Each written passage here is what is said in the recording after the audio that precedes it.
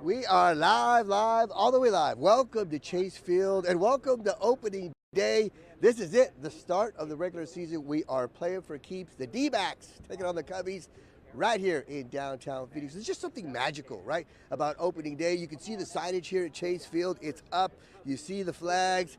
Yeah, it's just so great to see. They are finally starting to play real baseball. Spring training is over. It's hard to believe that for me, this is opening day number 21. 21 years I've been covering the D-backs on opening day. For Brad Gass, it's 28. He's been here since day one. Megan, you got about 7 of them. Same with Robbie. Blake Neiman, this is his first ever opening day. So it's going to be fun. It's exciting. There's just something about it, I guess, because every team feels hopeful, right? Every team knows they have a chance. They're tied for first place, unless you're the Cubs, who played in Japan against the Dodgers, and you start 0-2, but hey, it's going to be a great day out here. You got the Sun Devils out here throwing out the first pitch. Kenny Dillingham, Jordan Tyson, Sam Levitt. I'm guessing Sam Levitt's going to have the best first pitch, right? I mean, the guy's a quarterback. He's got to have a good arm, right? But yeah, it's going to be a lot of fun out here. We check in with Robby Baker. Robbie, what are your thoughts on this season? The expectations, I would imagine, are the same, right? You want to make the playoffs. The D-backs were hoping to do that. Last year, of course, they had that World Series run. But boy, this team looks like they could do something special this year. Robbie? Yeah, the expectations are to do something special, right, Richard? You don't add a $200+ million pitcher like Corbin Burnes to your starting rotation unless you feel like this team is ready to compete for a championship. And when you look at this roster from top to bottom, it's a lot of the same guys from last year's team. That nucleus is still there, and that nucleus goes all the way back to that World Series run, and that includes today's opening starter, Zach Gallen, of course, Corbin Carroll, Ketel Marte, Geraldo Perdomo, Gabby Moreno. A lot of these guys are still in the fold. One of the newest kind of spots we'll keep an eye on throughout the season is the change at first base. Christian Walker going to the Houston Astros this offseason, and the team trading for Josh Naylor. The big first baseman was an all-star last year. He is a power hitter. I know, Megan, you've had a chance to get to know him during spring training. By everything you've told us, he seems like he's been a great fit in the locker room and in the clubhouse. That's been kind of my curiosity, is Christian Walker was the leader in that clubhouse for the D-backs the last couple years. So how would Josh Naylor kind of not maybe necessarily fill that role, but who would take up that mantle? But it seems like Josh has been great in the clubhouse, and just top to bottom, they have the talent on this team. You know, the Dodgers are in the NL West. They're kind of the elephant in the room. But when you look at what the D-backs have, pitching and within the position players as well, they have everything, it seems like, in place in the front office with Torey Lovullo and Mike Hazen. Everything seems in place to make this a special season, guys. Yeah, and that's for sure. And the funny thing is, last year the D-backs, they won a lot of games with their offense, right? They scored more runs than any team in Major League Baseball. But this year, it's got to be the starting rotation, the pitching. You kind of touched on that, Robbie. And then you talked about Corbin Burnes, the biggest free agent pitcher on the market. The D-backs weren't even looking at this guy. He wasn't even on their radar, but then all of a sudden he calls the D-backs and says, hey, I want to play for you guys. How cool is that? What a luxury, what a pleasant surprise that had to be for Torey Lovullo and GM Mike Hazen. And of course, Megan, you've been with the D-backs every single day this spring training, doing a fantastic job with your D-back diaries, giving us a behind-the-scenes look each and every day. Just tell us about your D-back diaries, how much fun that was. I know it was a lot of work as well, but what you learned about this team, and of course, about this starting rotation, because boy, it is stacked, that's for sure. Yeah, the D-backs diaries, Richard, it was so much fun, right, to be able to get there early. You get to talk to the guys in a very casual setting, right? It's not just serious baseball at that point. But I think one of the things I liked about, being around them every day and observing is how well that they all really blend together. The vibe in the clubhouse is very good. Last season going into the year, it was, all right, good vibes. This is a team that's just coming off of a World Series appearance. But honestly, something about this spring I like even more. I just really love the way all these pieces have come together. I know Robbie mentioned Naylor at first base and kind of talked about the conversations we had, but yeah, Josh Naylor, the way that he has just come in and immediately clicked so well with this team. He's such a chill guy, but he's definitely a guy's guy. He gets along so well with everybody, just a super cool, nice dude, and obviously he's going to bring a great bat to this lineup, right, at first base. defensively, it's not going to be the same as Christian Walker, but I mean, he's still great over there nonetheless, and coming off of his first All-Star appearance of his career, so coming off of a very good season as he joined the team here. And then, Richard, you mentioned that starting rotation that this team has. My gosh, the rotation is unbelievable. There's a reason why nationally this team is getting so much recognition now, and that rotation is a big part of it. You got a guy like Corbin Burnes, you mentioned, who came here because he wanted to be by his family. That's the really cool thing about being the Arizona Diamondbacks. You're really the only team in the country that has the ability to be right in that same area that your spring training facilities in. So for him, that was the huge draw. That's why he reached out to the team, gave him a call, and said, hey, I want to be an Arizona Diamondback. Of course, Zach Gallen, he's making his third straight opening day start. Again, two number ones, right? Two aces. You have Gallen, Corbin Burnes. That right there, a beautiful way to have a rotation begin, kind of. Of course, we won't see Burnes until they play the Yankees, but it'll be Burnes, Gallen, and then, of course, Merrill Kelly, again, pitching after Gallen, another guy who has shown in recent years that he has what it takes to perform at a high level. We see the way he pitches, in playoff settings. That's another great guy to have there. Just the rotation as a whole, it's so exciting. You just know every day you're going to have a guy out there who's going to give you an amazing chance to win. So, Richard, I don't know how excited you are, but I'm excited every game we're going to have such a talented guy take the mound. Yeah, it's funny because, like I mentioned, this is my 21st opening day with the D-backs, and I think it gets more exciting as the years go by because I realize how special it is, right? And you mentioned both Zach Gallen and Corbin Burnes, two aces in this rotation. What a problem to have if you're Torey Lovullo. Who are you going to start on opening day, right? Because both guys are capable and, expecting to start on opening day. They've done it several times. So that was a big decision that Torey had to make. He went with Zach Gallen, which is kind of cool because he's the guy that's been here and kind of helped this team, change the culture and get them back to their winning ways. Corbin Burnes is the new guy, so he was cool about it, but because of the way he scheduled things out, the schedule he was on, he was expecting to be the opening day starter, so he was expecting to be pitching on this day. But now, to keep that kind of schedule, keep that rest and the recovery intact, he's going to be the fifth starter in this rotation. A lot of people are making a big deal about that, but there is something special about not just being on the roster on opening day, but being the starting pitcher on this day. I'm going to take you back, way back when I was 9 years old. I got asked to be the starting pitcher on opening day for the Westwood Cardinals in San Antonio, Texas. And I wanted to be the shortstop because I idolized my sister's boyfriend, and because he was a cool guy. And I go, I want to be the shortstop, they go, well, when you're not pitching, you could be the shortstop. So then I pitched an opening day. They had the band and everything, and the parents all knew my name. After that, I kind of liked the attention. I said, you know what? I just want to pitch every day. And they're like, no, dude, you can't pitch every game.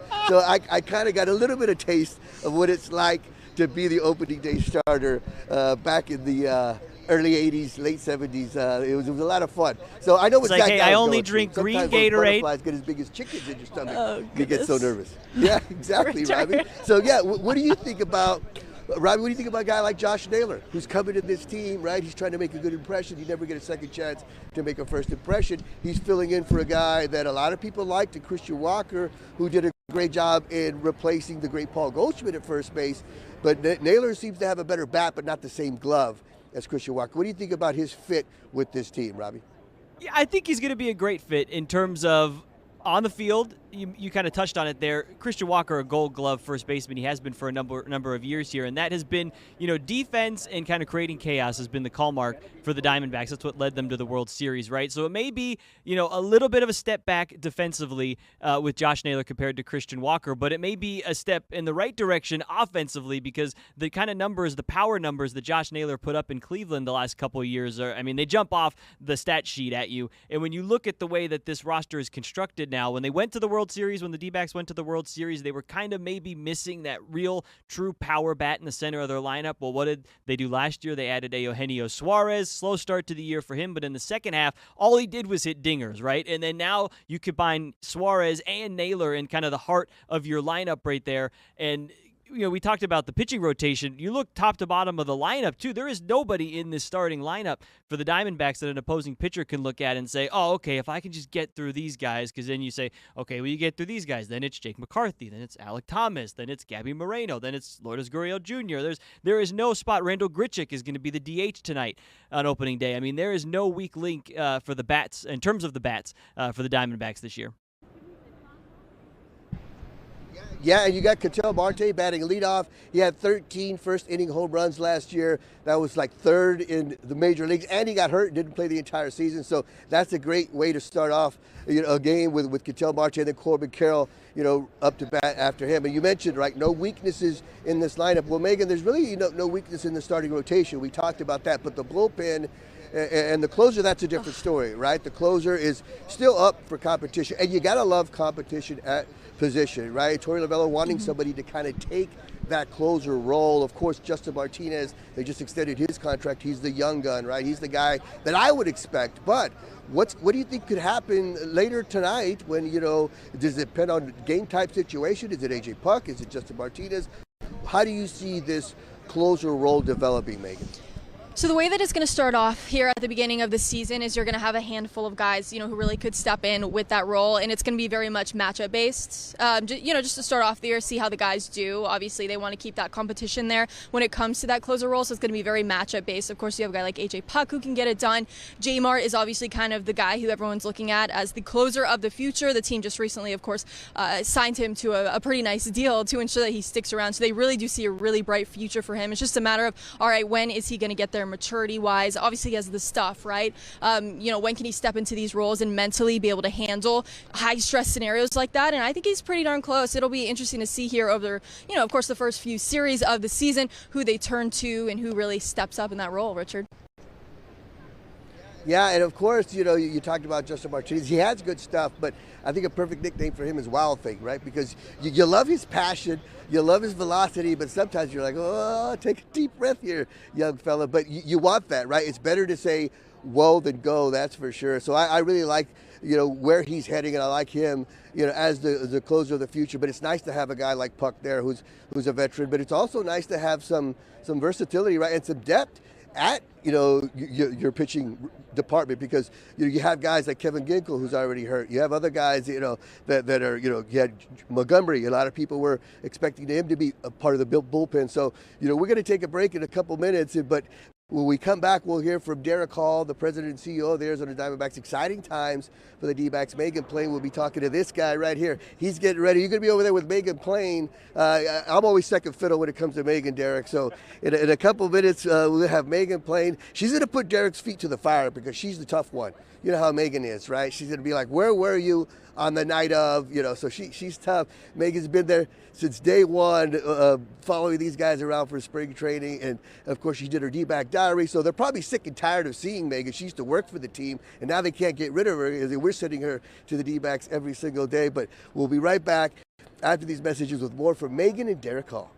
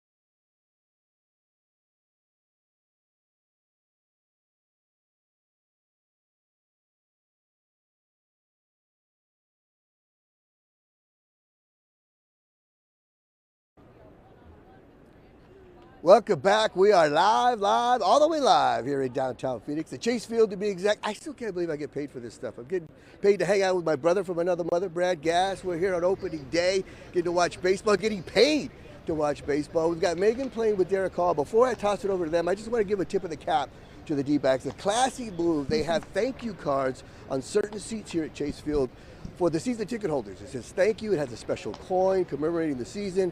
That is how the D-backs do it. So for more on the D-backs and what they're doing this year, right, making it special each and every year. They always make it different. We check in with Megan Champagne Plane. That's what we call her because she was there when they were popping the champagne on that World Series run. Megan, you've got the man, Derek Hall, who's probably sick and tired of seeing you. You've been bugging those guys all spring training long. How's it going over there?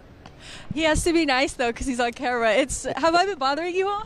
I mean, a little bit. We do see a lot of you. Sorry, I'm sorry. I am a bit of a pest. I assume also the thank you cards. Did you hand sign all of those and deliver them? No, the reps did though. Each person has a rep and the relationships are great and they're really close with them. But welcoming them back and saying thank you for being an advantage member, as we call them. Pretty cool. And of course, opening day, one of the best days of the year. This is like Christmas, right? If you're a baseball fan, you wake up like a kid on Christmas morning. It's just so exciting. How excited are you? I know you're running around a lot today. It's probably a hectic day for you, but it's finally here. Yeah, Megan, I love opening day, and I think it is like a holiday. It really is. And there's traditional openers where they're during the day. I think our fans prefer them at night, and we're going to get to open the roof. It's going to be a beautiful night. I just can't wait to get going. This team is exciting. There's a lot of expectations and anticipation for this team, but they're such a likable group. We've been saying that all along. Our fans really like and they connect to this group of guys, and I can't wait to see them get out there and play, and it's going to be a little redemption over last year, we hope. You mentioned expectations. It's not just people, here in the Valley who are around the team, but you look at nationally, the amount of expectations that people have all across the country. This is something that doesn't happen every year, so what is it like being on that side of things? Well, I prefer for us to be the underdog and fly below the radar and play with a little chip on our shoulder. So expectations do change things, but on our division, when you have the Dodgers, you have the Padres, the Giants are much improved. It's a really tough division, but you also look at the rankings and the projections and the teams that are being mentioned as the best teams in baseball, like the top five, most are from the National League. It's a really tough league. It's very competitive right now, and you really don't have any control over the health. You're going to have injuries and challenges. You don't know which way the ball's going to bounce. You're going to have some errors. You're going to have some ups and downs, but what we can control is our fan experience, the way we treat our fans, like those cards you referred to. What we can control is what we do in the community, contributing in the community, and these guys do it better than any team I've ever seen. They really care about their fans. They take time to sign autographs. You see it. They take time to take photos with the fans and thank them for being behind them. You just mentioned what you all do for the community. You just had, the big fundraiser that you guys do every year. You guys are close to a really big milestone, correct? We are. We should surpass $100 million in community giving this year. Our evening on the Diamond Saturday night was a huge hit. We ended up raising over $3.5 million. Our community affairs department, I think, is better than any and all the sports, not just baseball. And we're very proud of what we do in the community, and these guys are a huge part of it. We talked a little bit about the roster put together this year. I think one of the most impressive things has been, obviously Jock had left, Christian Walker had left, but to see the way they brought in guys who, when you're out there every day in spring training, it's evident how well they fit in, like a guy like Naylor. Just to see this organization and in the front office really kind of not, skip a beat with the way they replace things. How fun was that to watch from behind the scenes? It's great. We knew we were going to have some holes, but we filled it quickly, and I'm so proud of Mike Hazen and Amiel Sade and Mike Fitzgerald, the entire baseball staff, who I, again, would put up against any staff in baseball. They are creative, they're very smart, and they've been successful, and they're always on the same page with us and with ownership, on the same page with Torrey. I really like the culture that you're feeling right now, but those holes they filled with people that fit the culture, and they're winning players. So successful resumes, guys that want to be here. It's been terrific. I mean, not just Corbin Burns, and you mentioned Josh Naylor, but really every piece. And when you have the confidence in, a Pavin Smith to now come in and fill the job of Jock Peterson, because he's proven he can hit, and he's homegrown. And again, what our fans like is seeing homegrown talent. They like players that came up through the system, that we scouted and we signed and drafted and developed, and now they're here. You just take pride and ownership, and again, that's part of the likability. They're our guys. And, it being opening day, we talked about the excitement, but, people can still, time before they get here to the ballpark with a night game, but just kind of set the scene for us. What's the scene going to be here tonight on opening day? Well, it's going to be spectacular, like every opening day is. We're going to have a flyover, Luke Air Force Base flyover. We've got McKenna Brian Holt, who was on American Idol. She's from here. She's Gilbert resident. She's going to sing the national anthem. The first pitch is obviously a salute to ASU football and the Big 12 championship that we're so proud of. Go Devils. And, you just can't beat opening day. The red, white, and blue bunting and the festivities and the excitement and a jam-packed house and perfect weather. I think it's going to be a great night. I know you have a lot of other things to do. I'd love to bother you with more questions, but I will let you go. Dirk, thank you so much. You don't bother me at all. I think Saenz wants us to believe you do. Haha, Richard.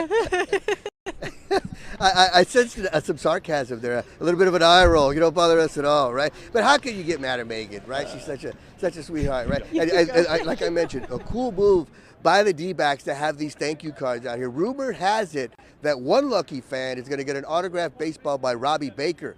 So somebody's going to get what is kind of like the Willy Wonka and the Chocolate Factory. You're going to get your golden ticket. Robby, we should give you a thank you card for kind of manning the station out there, running the point.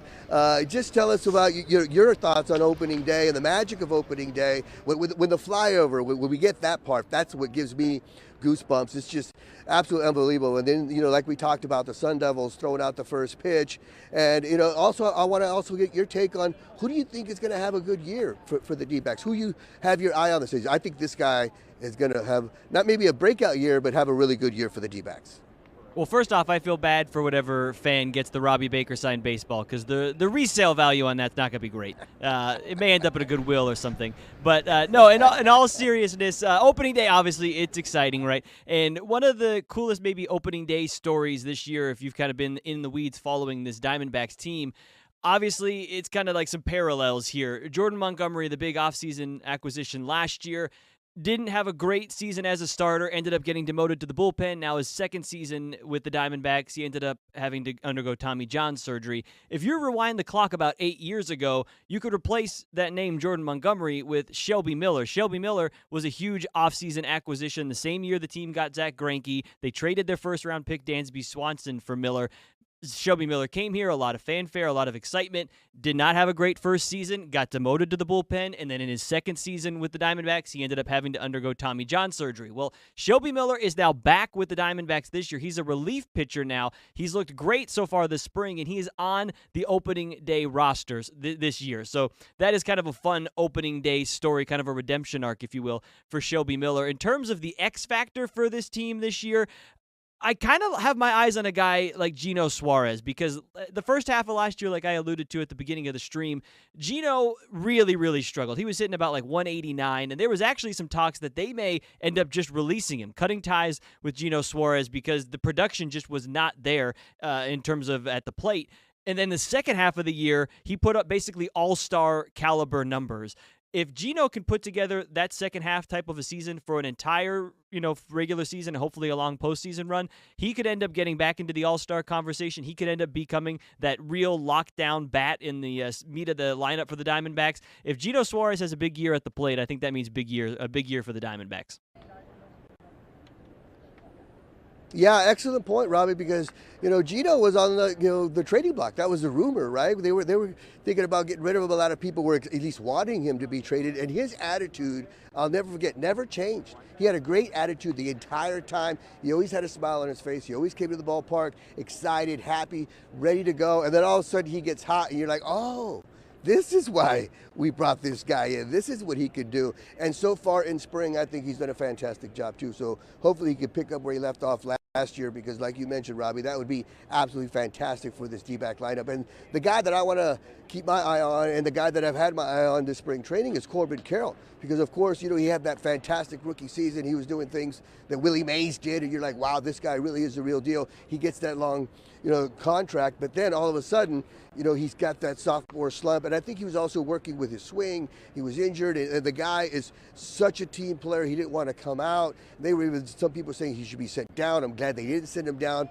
because, again, him too, his attitude never changed when things got bad for him. He kept coming in, he kept working hard, and that's a testament to that clubhouse, and that's a testament to manager Torlavello, who we haven't really talked about that much in this show because he's the guy, he's the head of the snake, right? He's the guy that keeps everybody loose. He knows when to kind of motivate these guys, when to get on their cases, when to hug them, when to love them, and he seems to be pushing the buttons at just the right time, and he's done a fantastic job. That's why he's been here so long, and I saw him earlier today, and he seemed cool and calm, so did the rest of the players.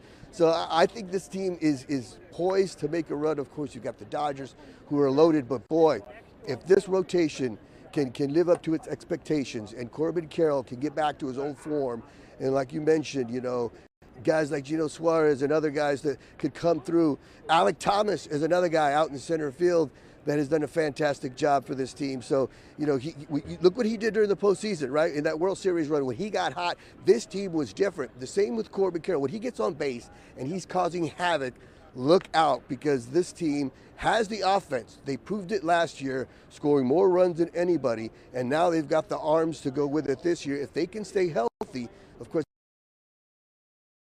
to watch, that's for sure. They're taking on the Cubs, a team that's already 0-2 before opening day. That's kind of a tough break for them, having to go to Japan and play the Dodgers and then go back to spring training and then start the season again. That's got to be weird. The D-backs, of course, did that when they played in Australia. They took them a while to recover, so that's a tough break for the Cubs. They've got Justin Steele on the mound, a guy that's been very good for several years for this Cubs team, over 100 innings, over 100 strikeouts. So he's going to be tough to deal with. But if the D-backs could get to him early, look out. And also, I want to hear about Megan real quick. If you could give us 30 seconds about the food. We didn't even talk about they got like some churro nachos here, something like that. Oh, the food is so good. They have this giant sandwich. It's half of a chicken parm, half of a meatball sub. It is delicious. It's huge. It was very good. I would highly recommend. They have these dessert nachos. It's like they toast some s'mores and put it there on these cinnamon sugar little chips. It's really good. There's a lot of really good food, Richard. In fact, I think I'm going to go buy some when we're done talking in a few moments. Well, hey, at least real quick, we talked brings about it back to the station. You just eat it and tell us how good it was. Great. Thanks a lot. Next time, hook a brother up. Bring some back, all right? All right, guys, that'll wrap it up from out here at Chase Field. Thanks for hanging with us on Fox Talks. We've got much more on Fox 10. It's opening day in Major League Baseball. Have a good day, everybody.